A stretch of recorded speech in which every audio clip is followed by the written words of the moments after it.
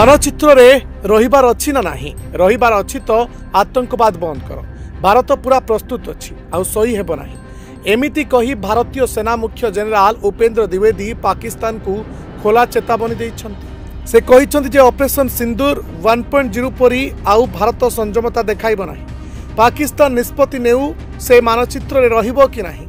से पुणी कहिछन्ति जे एथर समस्त प्रमाण विश्व को देखा जाइछि एवं क्षति मध्य देखाई दिया जाइछि। सेना मुख्य कहिछन्ति ऑपरेशन सिंदूर केवल एक सेना ऑपरेशन नुहे यह समग्र राष्ट्र पई एक लड़ाई थिला। या पूर्व वायुसेना मुख्य मार्शल एपी सिंह ऑपरेशन सिंदूर रे पाकिस्तान रे होइतिबा क्षतिर एक लिस्ट दैथिले।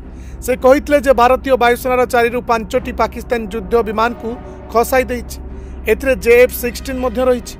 यह व्यतीत पाकिस्तान चीन निर्मित JF-17 युद्ध विमान गुड़ी को नष्ट कर दिया जाइछि। सेमानंकर राडार नियंत्रण केन्द्र रनवे और हैंगर गुड़ी को नष्ट कर जाइछि।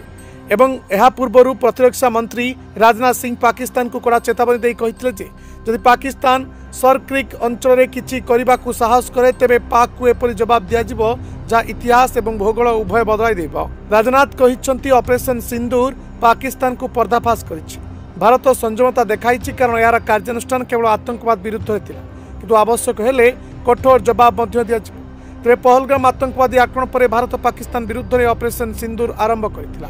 पाकिस्तान गुहारी पर मे 10 तारिख रे भारत युद्ध विरति घोषणा करथिला। Bureau report Dinalipi live.